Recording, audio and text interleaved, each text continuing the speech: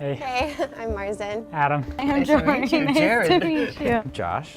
I'm Tiffany. Allison. Kendall. I'm Brandon. I'm Queenie. Hayden. My name is Jane. Hi, nice to meet you.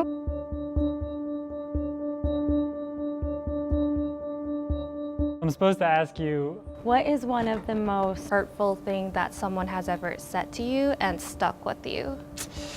Nobody likes you. It's like the most elementary mean phrase ever, and that's actually where I heard it, was in elementary school. One thing that a lot of kids called me was ugly. It really affected me. And he like shouted it in front of the whole grade. he definitely had a crush on you. That like literally never occurred to me, but it did like ruin my self-esteem. Wow. This happened in 6th grade. My teacher came into the room and said, Josh is the perfect example of the kind of student you don't want to be. You are very articulate. The first time I heard it was in 3rd grade from my teacher, and like me and my mom, when we heard it, like we were so excited about it. But I didn't realize what it really truly meant until I started growing up.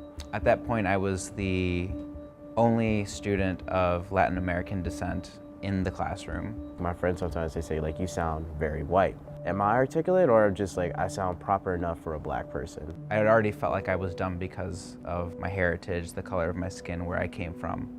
And then that almost confirmed it for me, that I was stupid. Do I not sound black enough? You know, I try to like, add in different slang and stuff like that, change like the pitch of my voice, but like I can't change myself, and it kind of hurt. This definitely made me think constantly about what people perceive about me. When I was growing up, people called me ugly too. Oh.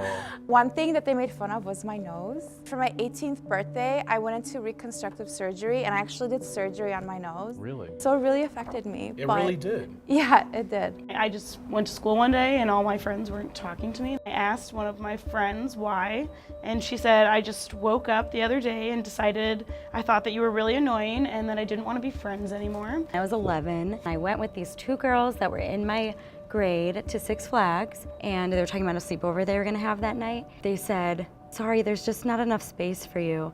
And I had been to one of their houses before, and I knew there was enough space for me. It made me realize that people can be really terrible to you for absolutely no reason. It's something so trivial, but at the time to me it was such a big deal. Stop saying you're a transgender man when you dress like a girl. I like to dress in skirts and dresses and frilly, fluffy clothes. I still identify as a transgender man when I dress that way. And a lot of people, especially on the internet, take a lot of offense to that. This was that ex. She said, your dream is a waste. That's, yeah. As a daughter, I feel like I have done more things to just frustrate my mom. That was some tough love that I actually, in hindsight, needed to hear. Wow. Because I was pursuing film without thinking about the why, really. I think a lot about how much I failed as a daughter, a friend, and a sister. Can I hold your hand? Oh my God. Sure. I'm so sorry. I was about 24 when it happened. It all started in elementary school. We had a new kid come in. He was taking my friends, or so I thought. But I was just mean as hell to him. It happened when I was in college. Someone just asked me, you're in STEM? You don't look like you're in STEM. Cut to 15 years later, I was at a party. There was a stranger sitting at the table, and he asked me, are you Jared? And I'm like, yeah. And he's like, do you know so-and-so? My heart sank, because I haven't seen him since then. And no one would bring him up unless it was about that. And he's like, you're so-and-so's bully, weren't you, in elementary school? Do I kind of look dumb to you? Why can't I be in science? Like, I was questioning myself. And he's like, that's so-and-so's bully. You're the bully. And they all like cheered and were like, I can't believe like you're the bully. So my biggest fear was it stuck with him. And it stuck with me. My heart is beating because I so feel for you. The words that we say to other people, how we take those words into, and how we can remember those things for so many years that we say too.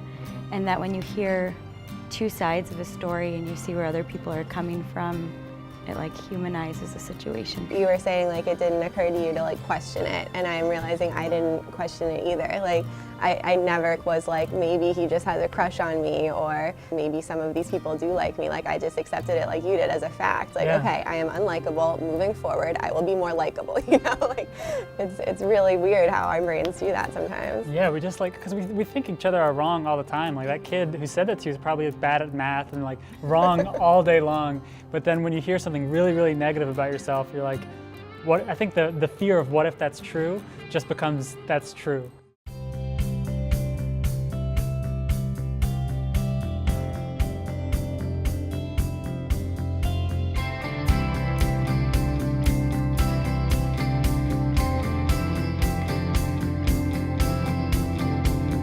To come and meet somebody and share something that is so vulnerable to you and something that at the time felt like the end of the world, and to share that with each other was just a unique experience.